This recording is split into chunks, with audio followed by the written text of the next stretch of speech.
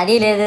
పైగా నా విగ్రహాన్ని కొనడానికి పెళ్లి సంబంధాల్లో పిల్లని చూడడానికి వెళ్ళినట్టు పొలోమను 10 మంది వెళ్తారు. అందులో ఒకడికి ఆ బొమ్మ నచ్చిందని, ఇంకోటికి ఈ బొమ్మ నచ్చిందని. నా కర్మ ఏంటంటే అక్కడ ఉన్నవన్నీ నా బొమ్మలే. మళ్ళీ తీరా 10 మందికి ఒక బొమ్మ నచ్చాక అమ్మేటోడు అలుసుగా తీసుకొని 10,000 15,000 అని బాంబు పేలుస్తాడు. ఎందుకురా బాబు ఇంత రేట్ అంటే కలకత్తా నుంచి తెప్పించాం అంటాడు. నాకు అర్థం కానిది ఏంటంటే ఎక్కడైతే నేను కలకత్తా నుంచి అయితే నాకన్నా మొనగాడు వస్తాడా, అక్కడ కూడా నేనే కదా.